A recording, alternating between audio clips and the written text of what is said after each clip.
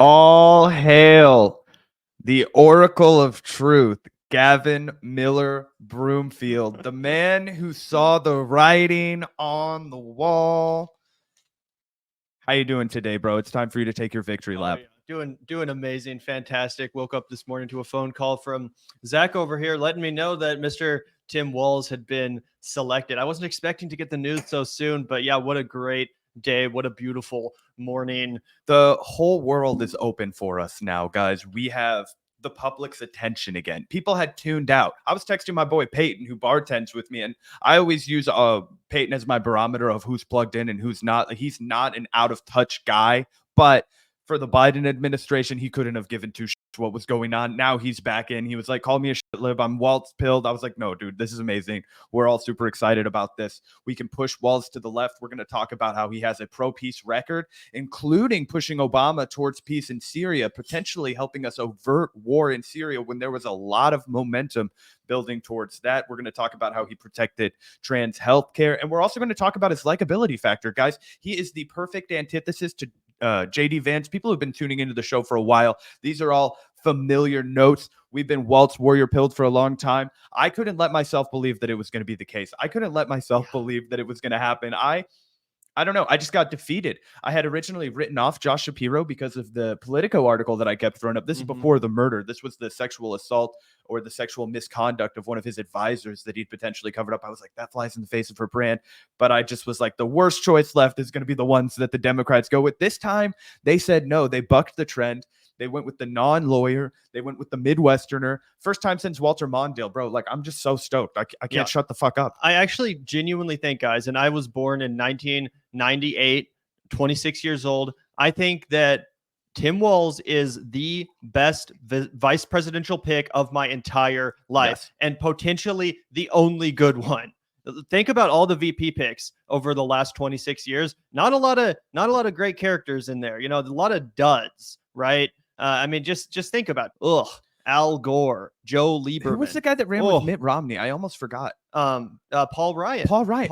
Right. Paul Ryan. Tim Kaine, Mike Pence. The only guy that made sense. The only guy that made sense, and I don't think it was for his likability. Joe Biden. Joe Biden, because and he won because he was white. He was the first DEI vice president. Joe Biden won to win over the racists in the South. No, this is a historic day, guys. This is going to be an insane election. I already tweeted out at least 300 electoral votes are going to Kamala Harris. And I think it's going to be a landslide election. If it wasn't clear already, Kamala is 100% the favorite now. And if you guys need proof of that, check out the way the conservatives in media are reacting. They're melting the down, guys. The conservatives are absolutely melting down. And we're going to take a look here a little bit later in the show at Ben Shapiro specifically. So stay tuned for that, guys. You are not going to want to miss this insane mauled from Ben Shapiro. But across the board, Republicans freaking out, and they're mauling in, you know, the most hilarious way possible, in that they're just throwing everything at the wall, trying desperately to convince people of things that aren't true, trying to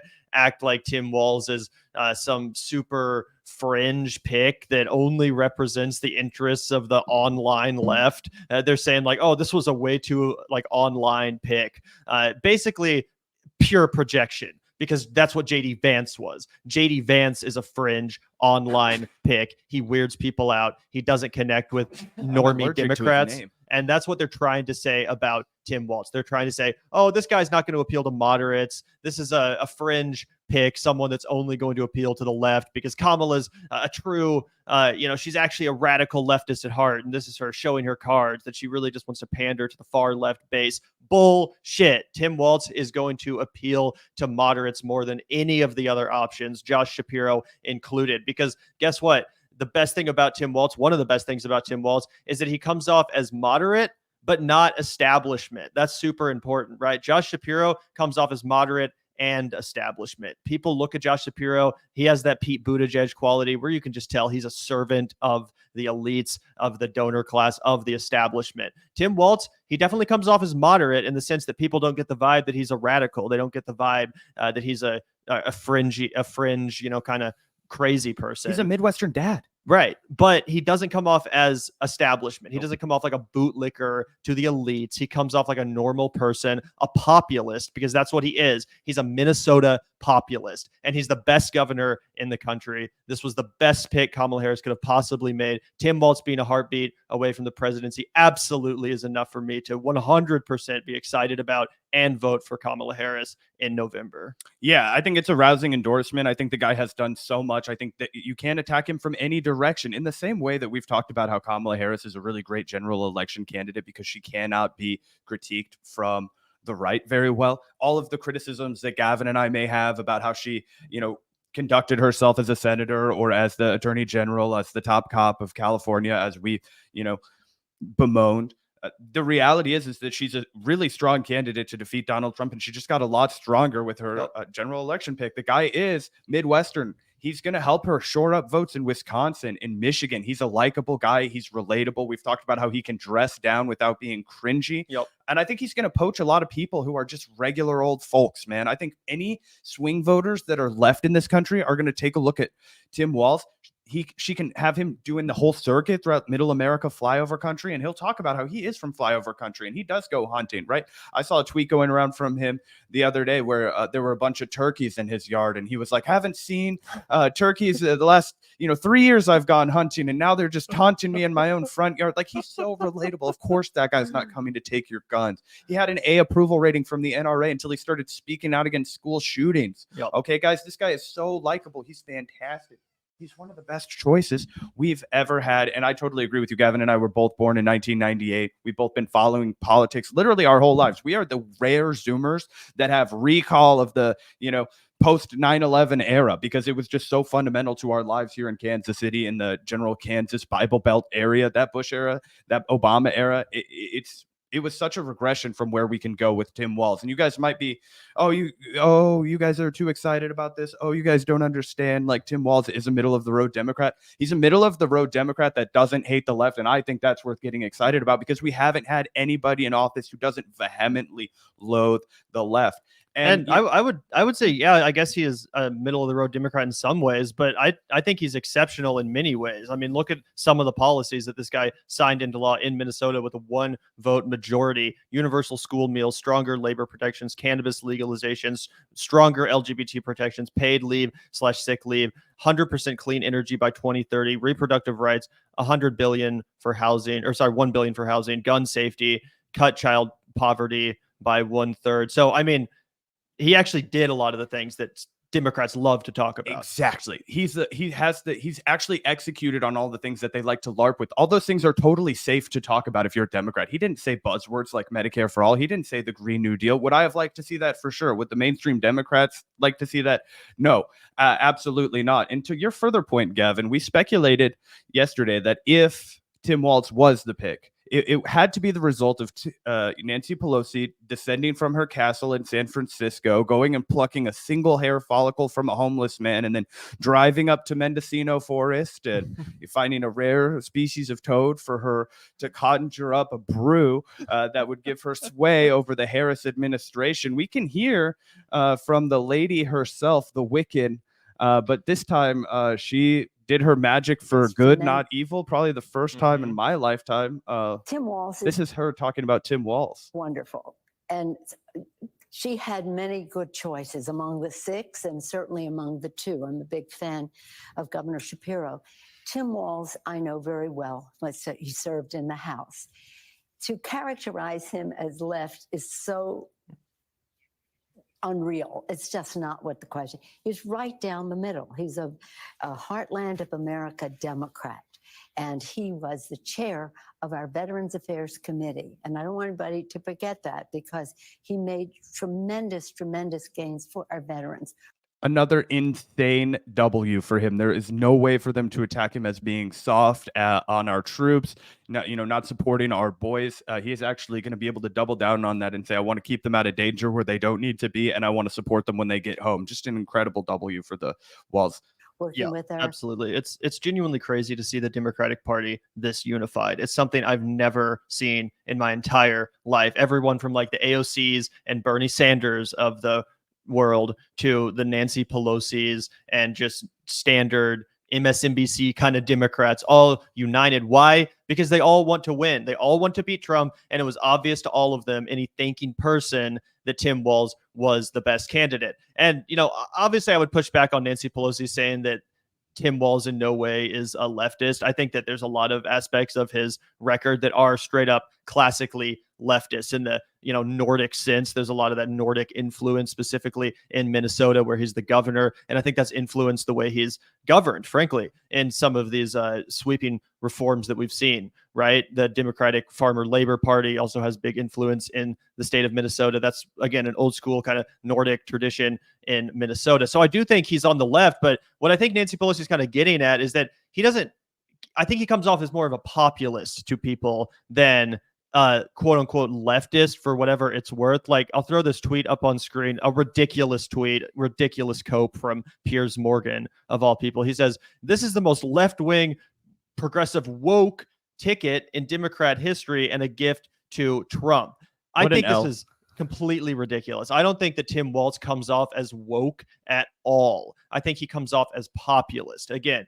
And I do think he has a lot of actual leftist accomplishments, genuine progressive leftist bona fides. But I think he comes off like a populist, a Midwestern populist, not someone who's embroiled in left-wing culture war issues necessarily, even though he has stood up for trans people, he stood up for abortion rights, but he comes off like someone who's just a reasonable guy, someone who's trying to do the best thing for American people of whatever political persuasion. So I think that's the best actual way to present as a lefty. And obviously there's been a lot of debates about this and which issues we should put at the forefront. I think Tim Walz perfectly walks that tightrope. Again, never abandoning the marginalized, never not sticking up for the oppressed, but also choosing, to be wise about what he puts at his forefront and how he really brands himself as far as his populism and his progressive values. I totally agree with you. I think a big part of what Nancy Pelosi is doing here that I actually strategically really agree with is that she's reclaiming those issues for the center. And I think that's going to be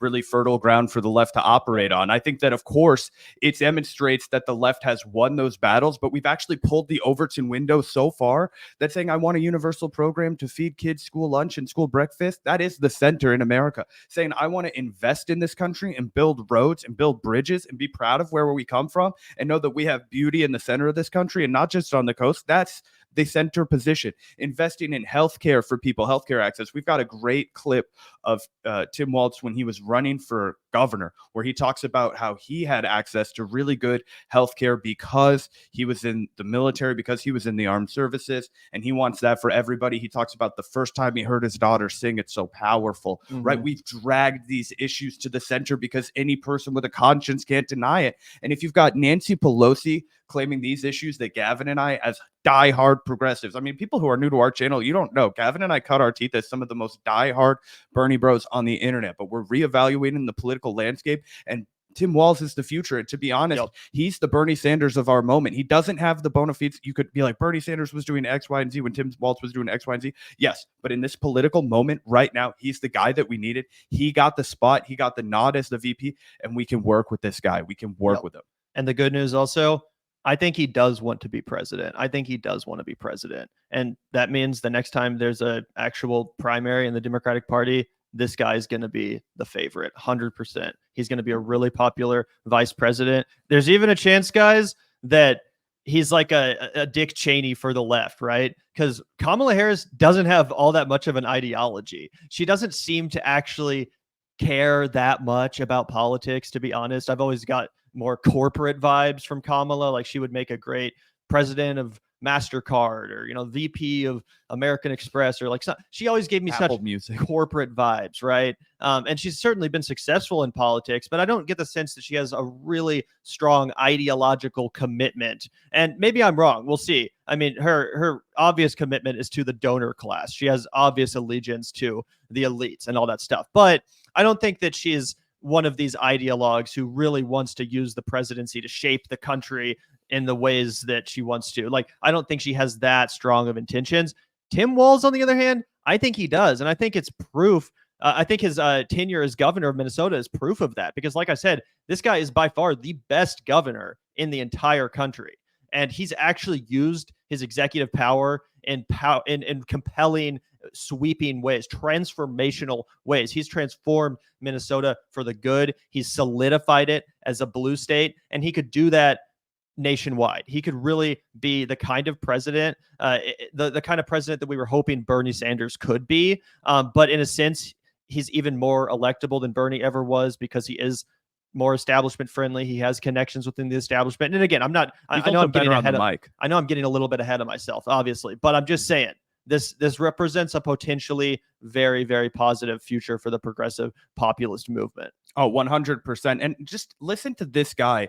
And I want you guys to think about the tonal shift from what we were hearing from everyone besides Bernie Sanders on the 2020 election stage. During the Democratic primary, when they were all debating, I want you to tell me if you heard this level of sincerity from anyone. I may have misintroduced this. This is actually a clip from 2006 when he was running for House of Representatives, not for governor, but he's the same guy. It's the same story. And I think you guys are going to be really impressed. This, moved me this morning. Hi, my name is Tim Walz, and I'm running for Congress here in southern Minnesota for several important reasons. But today I'd like to tell you about one issue that's very personal to me. I am a retired command sergeant major in the Minnesota National Guard, and after years of firing artillery, I sustained severe inner ear damage. Because I have good health insurance provided through my employer, I was able to have surgery on my ear. As my ear healed, my hearing was gradually restored. One morning, several weeks after the surgery, I awoke to a sound I couldn't identify. I asked my wife what I was hearing, and she told me, "Tim, that's your 4-year-old daughter, Hope. You see, Hope wakes up singing every morning, but I had never heard that sound until that day." I'm running for Congress because I believe we as a country have a moral obligation to ensure that every father can hear his daughter sing, that every citizen receives the best care our medical community has to offer. I'm Tim Walz, and I approve this message. Boom. Can't think of a much better pitch for universal health care, essentially. Absolutely. It's glorious. So I'm totally with you, Gavin. I don't think you're putting the cart before the horse. I think we have to unify behind somebody. And is Tim Walz perfect? No, there's no perfect candidate. There's no great shark. Hunter Thompson wrote about that endless times. What do we have to do? We have to mobilize, and we have to continue to extract the best value from these individuals. And we're in a better place now than we've ever been in the history of our left. Gavin and I were so excited. We were so thrilled that not only have I not gotten to give Gavin his prize on air for forecasting the correct candidate that is going to be selected for vice president, Tim Walz. But yeah, Zach, let's get into some glorious cope from the GOP side, because the reactions to this announcement have been unhinged and just glorious in the fact that they don't know how to attack this guy. They're going to try everything. They're going to try all the classics, as well as some new interesting strategies. But I don't think any of this is going to work. I think they're screwed. I think they know it, and they're desperately projecting because they're the ones with the horrid VP pick in JD Vance. They also have a horrid presidential candidate in Donald Trump with no riz. Gavin, yesterday we speculated about two things. One, as soon as we got off the air, we both said, holy shit, if Tim Walz is the candidate, I'm going to be so excited. I can't believe it. We're going to have to pop champagne on air. And you were like, yeah, that's a great idea, bro. Let's do that. And I was like, well, I also happen to owe Gavin a free beer because it was Tim Walz. And I thought, in true Midwestern fashion, why don't we kill two birds with one stone and enjoy the champagne of beers? Moments from now, it will double as the tears of our conservative counterparts. But Gavin, you earned it. I'll enjoy this. It's 1:12 p.m. here Central Time in the Midwest. Gavin, don't lose your credentials. Don't lose your bona fide. That's what I'm saying, dude. And the occasion calls for it. Let's be honest. The occasion calls for it. Let's crack. What kind of a friend would I be if I let him drink alone? Exactly. Yeah. Cheers. Yeah, we are champagne socialists. We know. We get it. Ow. But yeah, dude, I'm excited. I haven't seen this cope from Ben Shapiro. I saw his tweet about how he looks like a guy in a van down the river. I said, van down by the river, sign me and Gavin up. We'll be there tomorrow. Yeah, exactly. So like I said, the Republicans have no idea what to do, guys. Frankly, they're shitting their pants because they know that Tim Walz was the best possible pick for Kamala Harris.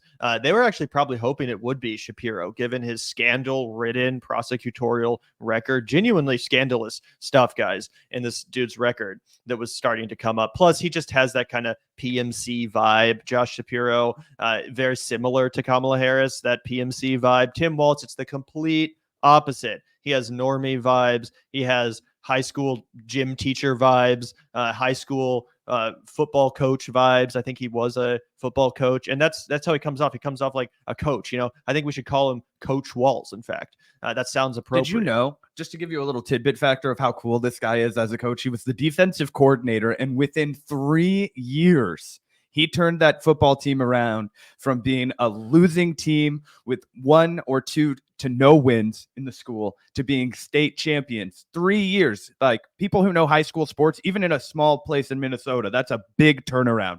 So, shout out to him. You've got to be working with those kids. You got to care about those kids. I saw a tweet from a guy who was like, I was a C student, but when Walz was my teacher, he cared about me, man. He knew I was a good kid. He knew I came from a good family, but school wasn't easy for me. It was something that I struggled with. I'm a, more of a hands-on kind of a guy, whatever the fuck kind of a guy. School's not easy for everybody. I failed I chemistry. was also a C student, and I didn't have an excuse like that. My parents were great. Yeah, Gavin's parents were awesome. We don't know what the happened to him. No, it's okay. Gavin and I did not have the attention span for school, or I don't know what Gavin's problem was. He just likes to get stoned.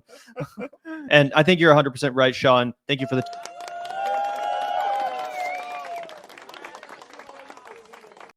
Yep. They're about to realize. And the, MAGA Republicans are in for a reckoning too, because, in 2016, they like to play populist. Oh, we're populist. We're talking about populist policies.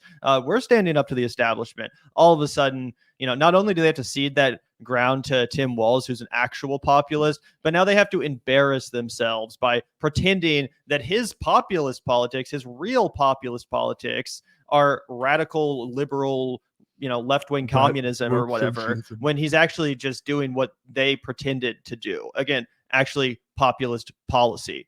So let's take a look, because I think we have some evidence already of the insane cope coming from the right wing. Ben Shapiro coming out here with some very interesting lines of attack against Tim Walz. This guy, he's pretending to be happy about this. He's desperately trying to manufacture into like this being a JD Vance situation, but for the right, where they can point and laugh at the VP in the same way that we're all making fun of and mocking Vance. It ain't going to happen. It ain't going to happen. This guy's actually a successful politician, unlike JD Vance, who just got elected to the Senate 2 years ago, thanks to billionaires like Peter Thiel. Tim Walz was elected 6 times in a rural Minnesota district before then becoming governor and winning re-election. He actually is beloved by the people. He has a long track record of victories, and he is a populist, unlike that phony loser, JD Vance. Kamala Harris's pick is in, and it is Minnesota Governor Tim Walz. I could not be more excited. I'm going to bring you all the details in just a moment. Remember, we can only go live like this because of our members. Daily Wire Plus members have unlimited on-demand access to our uncensored, Yeah. You love to lose. ad-free daily shows. I'm so pleased today because Josh Shapiro is a very talented politician. Josh Shapiro has portrayed himself successfully in Pennsylvania, a purple state. All right, you can hate on us if you want. There's one reason why Ben Shapiro would be going to bat for Josh Shapiro, and it ain't because they share a last name. As a moderate, which is, again, why he has the approval of 6 in 10 voters in a swing state, and Kamala Harris overlooked him because she didn't want to piss off her pro-Hamas base. It is that simple. She has too many radicals in her base who don't want the Jew. Now, Tim Walz, positionally, is actually not very different from Josh Shapiro. Off the bat, he's making the case that Tim Walz being selected as Kamala's running mate was a result of and an expression of anti-Semitism. It was the Democratic Party saying, no, we don't want, Jewish people on the ticket. We don't want Jewish voters. So we're going to go with this Tim Walz guy. I'm sorry, but who entitled Josh Shapiro to the nomination? I mean, a lot of people said he would be a good pick because he was the governor of Pennsylvania. So it was obvious that he would make the short list, but like no one ever promised it would be a Jewish person. Like, I mean, I would love for a Jewish person to be on the ticket at some point. There's a reason why we got behind Bernie Sanders in 2016 and 2020 to become the first Jewish president, but no one ever promised that. There was never some entitled, and also, what is this? What are you advocating for DEI now? I thought you guys were against affirmative action, and now you're calling the Democrats racist because they didn't pick a Jewish person. This is insanity. Well, it's also crazy and shallow because one of the favorites from the left, the people who got what they wanted, the radical fringe socialist left, you might have heard of the Twitter account Socialist for Pritzker. J.B. Pritzker is a Jewish man. Yep. You know, his family immigrated to America to flee anti-Semitism, if I'm not mistaken, in Ukraine. Okay, generations ago, obviously not recently. But anyway, to act like the left is not down with that when our, all-time hero Bernie Sanders, who has failed us a little bit recently, but we still love him. Anyway, let's keep hearing from them. Also, as someone in chat pointed out, Kamala's husband is Jewish. No one thinks the Democratic ticket is anti-Jewish. That's ridiculous. Absolutely ridiculous. And if you're just a normie person who heard for the first time today, Kamala Harris picked her vice president. It's this guy, Tim Walz, the governor of Minnesota. Your first reaction is not going to be, what? They didn't pick a Jewish person? They must be anti-Semitic. This is a super weird online kind of argument. No one cares about this sort of thing. That's not in any way part of the, reaction that people are having. It's also so funny. If you remember, my girlfriend Salisa got in our chat yesterday and was like, no, it's going to be Tim Walz because Bon Iver is playing at an event and he has a song called Minnesota. That was actually my homie Gabe, who's my next door neighbor. And he was like, they listened to the only Jewish man from Pennsylvania that mattered, me, and they picked Tim Walz. And I was like, oh, well, because obviously most of the Jewish community from PA was behind Josh Shapiro, but not Gabe. He was a Walz warrior the whole way through. Anyway, we have a little bit more of this clip to play, if that's correct, Gavin. Let's go ahead and hear from Shapiro on Israel, but that's not the question. The question is, Josh Shapiro is a semi-observant Jew. He is somebody who's expressed Zionist bona fides, and this was very bad. This could not be accepted. In fact, Josh Shapiro, in expectation of possibly being picked by Kamala Harris. I'm sorry, but he acts like Joe Biden hasn't called himself a Zionist every single day for the last 10 months from the office of presidency as a Democrat. Had already started to moderate his positions on Israel in an attempt to please the Democrats' pro-Hamas base. Back when he was 20, he'd written a piece that was perfectly obvious in which he said there would be no Palestinian state because the Palestinians are far too radicalized and want the destruction of the state of Israel. He loves him because he's racist as fuck, just like Ben Shapiro. Like, I totally agree. He should have doubled down on that opinion. He was right. He should have run as a Republican, actually. Well, over the course of the last 3 days, he tried to walk that back. He tried to say, well, I don't believe that anymore. I believe in a two-state solution. Here is Josh Shapiro sacrificing his actual beliefs in favor of a not vice presidential slot, as it turns out. Again, this is the... Why would you want somebody who is on a whim going to compromise their beliefs for a VP slot? You're acting like this is the guy they should have gone with and he has no values. He has no conviction. The person she should have picked and she didn't. And we all know why. And the answer rhymes with Jew. Here is Josh Shapiro. Philadelphia Inquirer is writing about the 1993. I think that you guys kind of got the point. Ben Shapiro just immediately jumping to this weird identity politics argument. Again, very ironically, given the fact that Ben Shapiro and people of his ilk on the conservative right, they love to pretend that it's us over here, the people on the left that are obsessed with identity politics, that we just want to turn everything into a conversation about race. And we just want to select candidates, Kamala Harris included, right? She was only selected because of her identity. That's their line. Meanwhile, over here, Ben Shapiro's shaming the Democratic Party and Kamala Harris for not picking a Jewish person, for not basing her entire pick on identity.